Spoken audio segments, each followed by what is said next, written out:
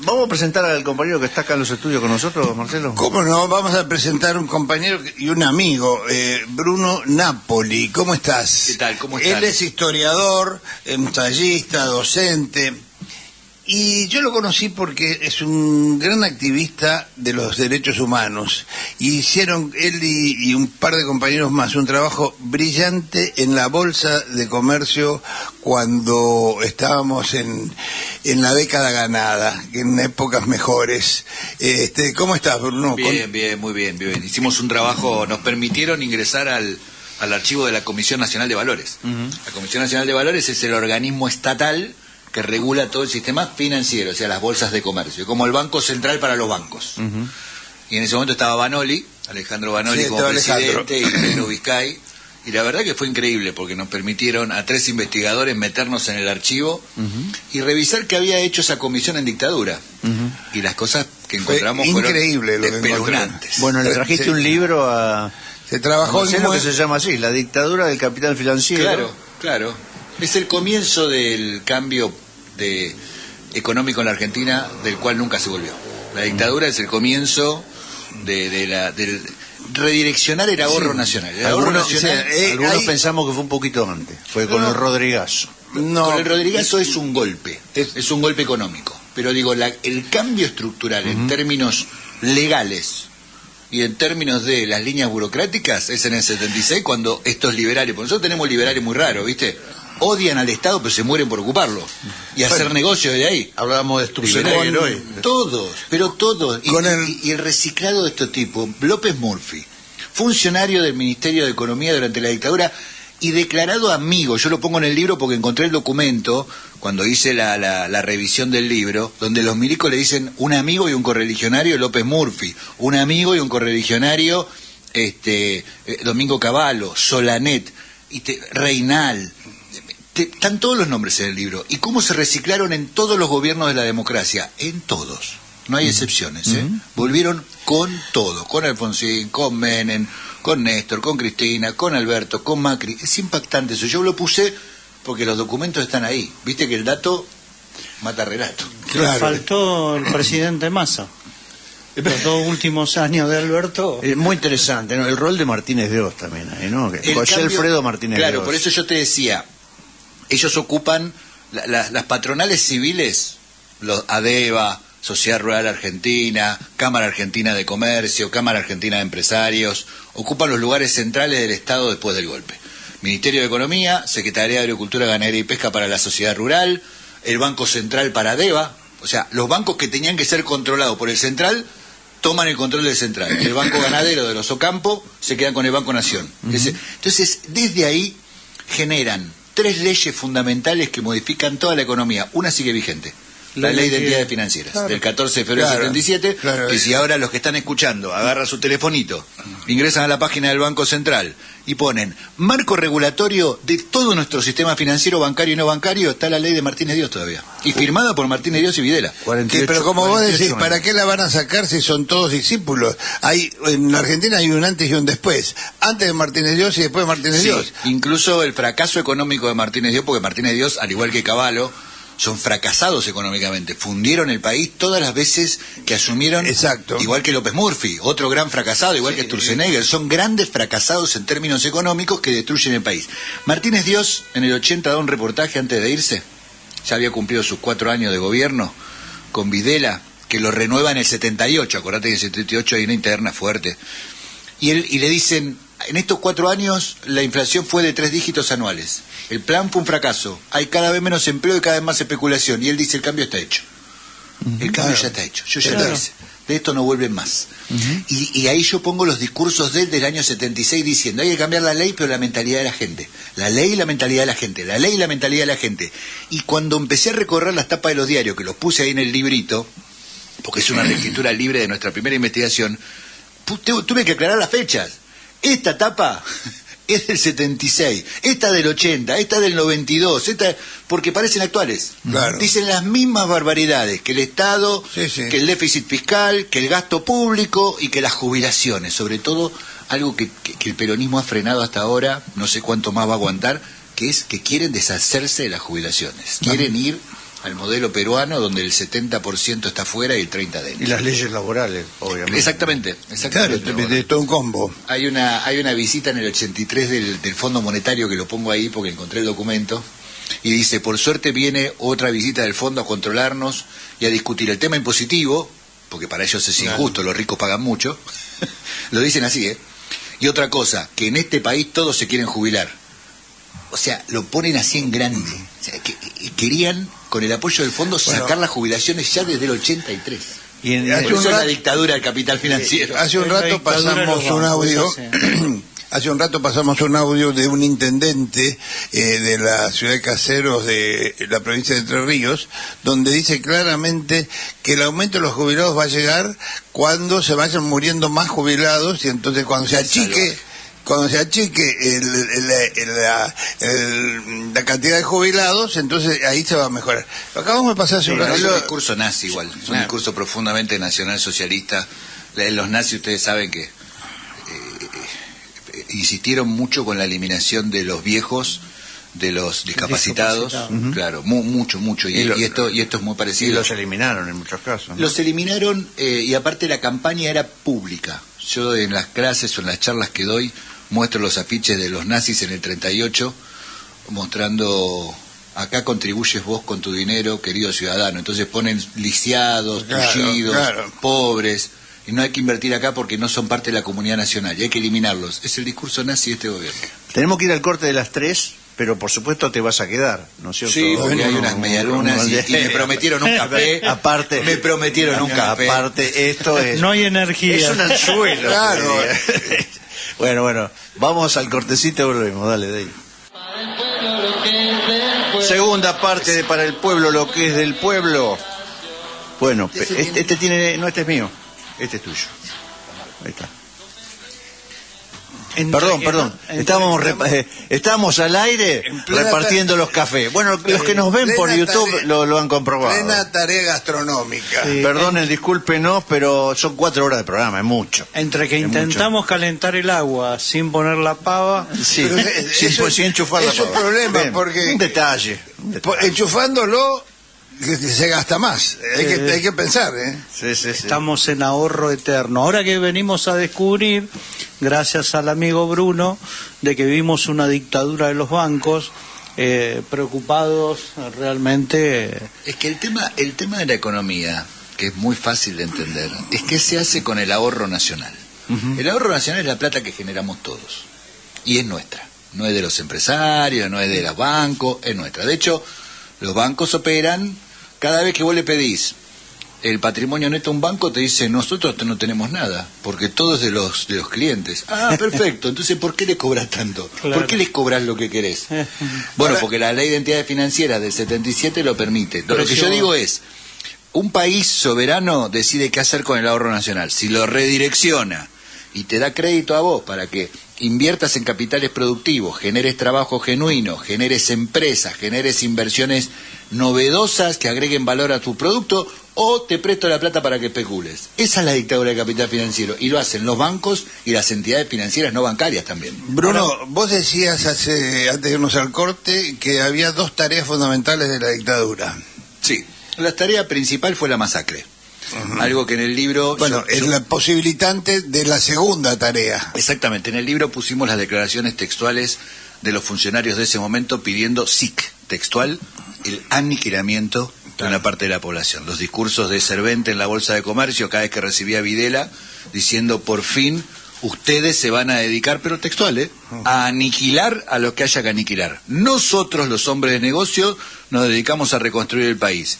Y la población nos tiene que apoyar. Ese era el plan. Mira vos, aparte bien definido. Unos matan, otros hacemos las leyes, y los demás tienen que acompañarnos en esta tarea. La segunda tarea de la masacre... Me interesa mucho incluir a los medios de comunicación. Sí, porque ahí viene la segunda tarea. Pero la primera tarea de los medios de comunicación fue crear el estado de ánimo de la población de que el gobierno, de saber que era un desastre, necesitaba una ruptura inmediata. Sí, y eso es una continuidad de los golpes en el siglo XX, que era ya una costumbre. Lo que pasa es que el último golpe fue tan salvaje que por suerte ya no lo permitimos más, pero bueno, era una continuidad de que el partido militar venía a solucionar. La primera tarea, como dijimos, es la masacre, la segunda es la pedagogía. Claro. Pero perdóname, el tema de los empresarios. Es verdad que le dieron la tarea principal a los militares, pero hay muchas pruebas de que muchas empresas aportaban sus vehículos y empleados de sus empresas para secuestrar compañeros. Sí, sí. Ledesma, Iban más lejos que Ledesma, el Automóvil Ford, Club, Mercedes-Benz, lo podemos nombrar tranquilamente. ¿El Automóvil Club también? Sí, las empresas de capital productivo. Nosotros analizamos en nuestro trabajo de investigación el capital financiero, no el productivo, no esas empresas, sino qué hizo la Bolsa de Comercio de Buenos Aires, el mercado de valores, y qué hizo la Comisión Nacional de Valores para controlarlos, si es que los controló o no. ¿Qué nos encontramos? Nos encontramos con un operativo militar increíble en Campo de Mayo. En el año 79, el ejército secuestra a un grupo de empresarios, banqueros y financistas y se los lleva todos a Campo de Mayo. Pero claro, no son opositores políticos, ¿eh? De hecho, Subversión económica, decía. claro, de hecho piensan bastante parecido a los milicos. Pero ellos quieren agarrar la guita de montoneros. Entonces es gente del Banco de Hurlingham y de Siderúrgicas Grassi. Se llevan hasta los empleados, hasta la secretaria, ¿eh? Son 28 secuestrados. Y como no saben qué preguntarles, le piden a Juan Alfredo Echevarne, presidente de la Comisión Nacional de Valores, y a Adolfo Diz, presidente del Banco Central, que les envíen peritos para ayudar a los interrogadores. Es decir, armar los interrogatorios para que los milicos vayan y digan, bueno, este campo es tuyo, esta empresa es tuya, esta casa de cambio. Esa fue la gestión civil estatal junto con los militares. Operaron en tándem la Comisión de Valores con el Ejército en el secuestro interrogatorio de 28 empresarios, banqueros y financistas. ¿Para qué? Para desapoderarlo de sus bienes, porque estos tipos además de asesinos eran ladrones. Que supuestamente esos bienes eran como testaferros de los bienes de montoneros. En realidad, un ejemplo. En realidad, claro, el grupo Yaván, que era un grupo empresario de la época, compra el banco de Hurlingham, que era de los Greiber.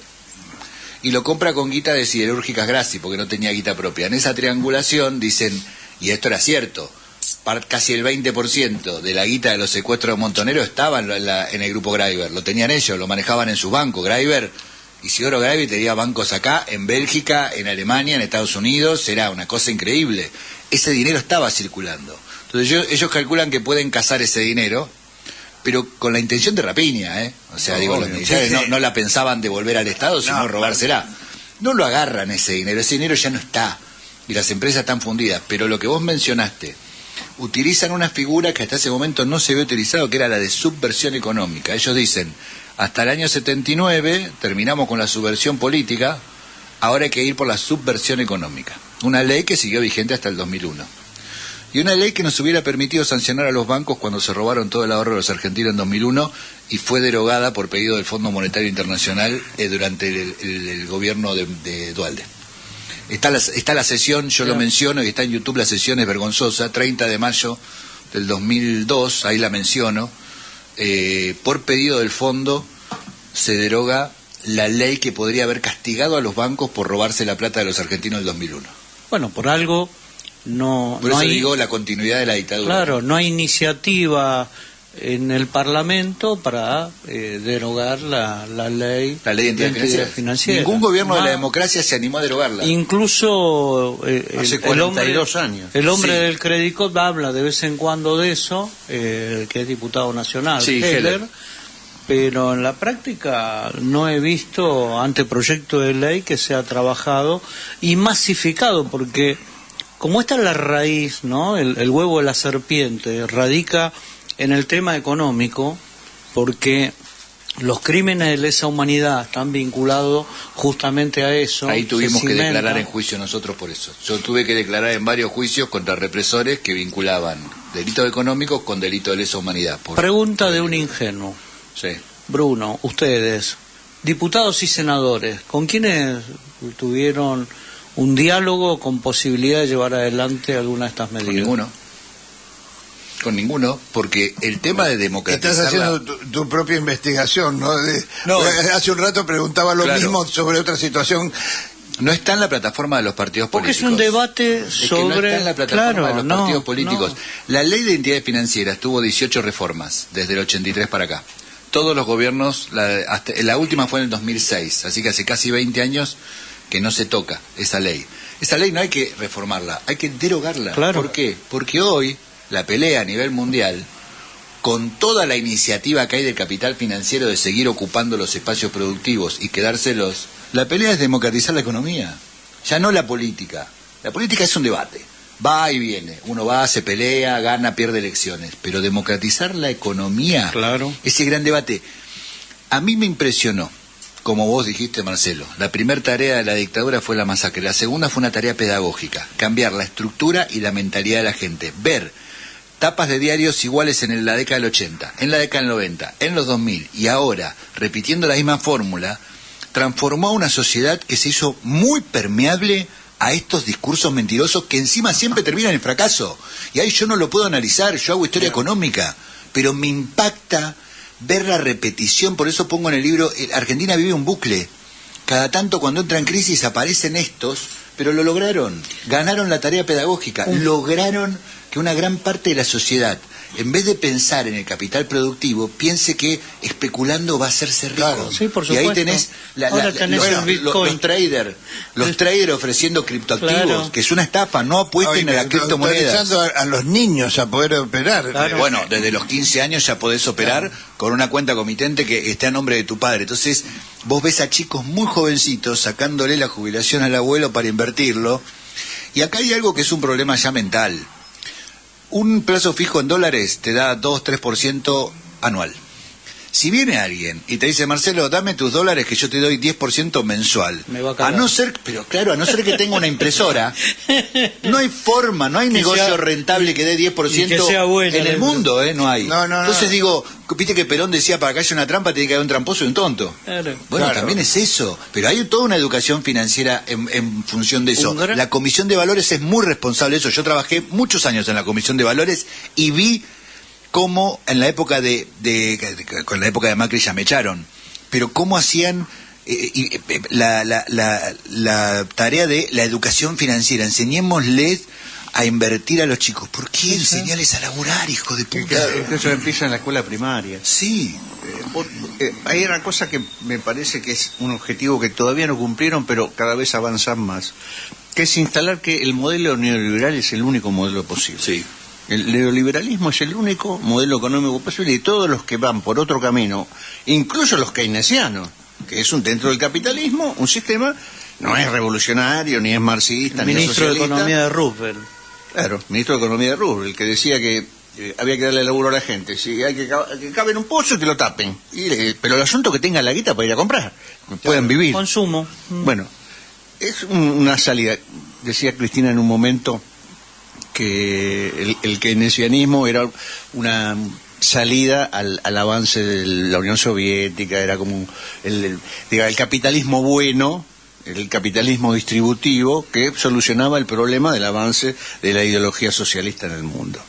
Bueno, digo yo, Clase magistral. ellos tienen objetivos de largo plazo. Uno es convencer a la gente que el único sistema político... ¿Asesino bueno conociste? No, Bueno, está bien. serial, conocí varios. Pero las distintos. leyes laborales es otro objetivo, derogar todas las leyes laborales, suprimir la jubilación. Mirá, La jubilación, hay muchos países del mundo que no hay jubilación. Los grandes espacios ideológicos del neoliberalismo tienen una costumbre que lo han hecho desde la década del 60 y del 50, que es absorber a estudiantes, llevárselos a Harvard, formarlos y devolvértelos Sí, señor. formateados. Claro. Nuestros funcionarios, desde Roque Fernández y Martínez Dios, todos estos hicieron ese camino. Sturzenegger. Sturzenegger hizo ese Instituto camino. Massachusetts. Y aparte cobran mucho por hacer eso, Claro. porque trabajan para consultoras, trabajan para el sector privado. Y el sector público, como lo cooptaron, se hizo tan permeable, tan poroso, que ellos van y vienen del sector privado al público. Son JP Morgan, renuncian un día antes de ser ministro de Economía, como hace Caputo. O el día después, como hizo el de Shell. Exactamente, se van al sector privado, hacen negocios para sus antiguos empleadores, que siguen siéndolo, nada más que no formal, y después vuelven al sector privado. Caputo ya lo hizo 2 veces, Claro. Bausili también, Sturzenegger 3 veces. La tarea pedagógica que tienen es a largo plazo, lo que vos dijiste, y la cumplen a rajatabla. Exacto. Y Milei me parece que es la primera expresión de un nacido y criado en ese ámbito, porque Macri no lo era. Macri era otra cosa. Macri era el hijo de un vivo de la economía Sí. que hizo el negocio con el Estado. Pero no, Un estafador. Macri es un representante de la mafia. Aparte que no está- Por eso, es un la estafador. mafia. Pero aparte Macri. era un ignorante, no estudió un carajo, no sabía nada. No es Exactamente. el hijo de un, Pero de un inmigrante italiano. Garca, mafioso. Macri forma parte de la mafia italiana y sigue formando parte ahora. Lo que es- Y ahora está dentro de la FIFA porque es de la mafia. Lo que es el estafador típico, que hace negocios con plata de otro y no paga. Por eso digo, Milei es una nueva propuesta de ese espacio Extrema. neoliberal. Claro, es un tipo nacido y criado ahí. Habla el idioma de ellos. Sí. Y lo dice, es más audaz que ellos. Por eso creo que lo admiran, porque dice cosas que no se animarían a decir. No, y vienen por todo, ¿eh? Te digo, es cotidiana la lógica esta pedagógica de seguir haciendo un discurso. Mira, hace unos años había una costumbre muy típica de los liberales cada vez que debatían en público, que era tratar de ignorante a su oponente. Si vos buscas debates de hace Sí. 5 o 6 años, Sí. todos tenían lo mismo. Claro, lo que pasa es que vos no sabés nada, sos un ignorante, y lo decían, pero sin ningún tapujo. Es lo que dice hoy Milei. Claro, Todo el pero tiempo. lo decían todos. Después bajaron eso, porque claro, a los hechos, sus planes fracasan constantemente, la gente se queda sin laburo, la inflación no es del 1%, debe ser del 8 o el 10% Fracasan mensual. o son exitosos. Mínimo del 8 o 10% mensual desde que asumió Milei. Pero Bruno, Mínimo. ¿fracasan o son exitosos? No, fracasan. Fracasan ¿por qué? Porque destruyen el ahorro nacional. Para ellos son exitosos, pero son negocios para muy poca gente. Por eso digo que fracasan, y hay que insistir en que son unos fracasados económicos, porque nos dejan a todos afuera del sistema. A eso me refiero. Sin embargo, siguen con el mismo discurso. Pero para los grupos de poder no solo son fracasados económicos, son fracasados políticos. El máximo ídolo de todos esos tipos, de Macri, Milei, es Menem. Porque Menem perduró en el tiempo. Él hizo un ajuste de 10 años. Estos tipos, Macri no pudo hacer un ajuste No, de 10 claro. años. No le dio el cuero. Y este no va a ser. Y este no va a no llegar a pareciera llegar a los 4 años, ¿no? De No, todas no. maneras, las sociedades parecería ser que cumplen con la máxima de un gran filósofo que decía que la pelotudez humana no tiene límites, con lo cual muchos siguen comprando lo que le venden. Sí, Einstein decía, conozco dos cosas infinitas, dos cosas que no tienen límite, el infinito, el espacio infinito y la estupidez humana. Y del espacio infinito tengo mis dudas, decía. De la estupidez humana no, es así. Pero también hay algo ahí en esta... Bueno, la pedagogía apunta a eso, a explotar la Mirá, estupidez humana, ¿no? No paran de hacer pedagogía y hacer escuelas, son muy eficientes en eso, pero aparte es parte de la formación de estos tecnócratas, ¿eh? Es parte de la formación, les dicen, ustedes tienen que decir todo el tiempo esto y no Claro. otra cosa. Y ese discurso en masa se Penetra. impone, y cuando encima vos tenés la ventaja de que los otros sistemas, que también son liberales, como bien decían ustedes, también son capitalistas, quieren ser un poco más humanos, fracasan, bueno, aparecen Claro. estos tipos con estos discursos extremos y no existe el valor de discutir seriamente cómo terminar con esta dictadura del capital Y financiero. además Miren. deshumanizan la discusión. Entonces, Totalmente. no podés ver al otro como una persona, entonces eliminar. Pero vos sabés que es Jubilado, impresionante. lo que fuese, no tiene, son números. ¿Sabés lo que es impresionante, Bruno? Que esa campaña pedagógica ya no abarca solamente a la gente que tiene un buen pasar, clase media acomodada, sino se permea las clases medias bajas, Y las sí. clases bajas, Sí. se extiende por todos lados. Mira, yo cada vez que voy al conurbano, voy con mi auto por el conurbano y veo los nombres de las verdulerías, de los supermercado Nito, verdulería Alfredito.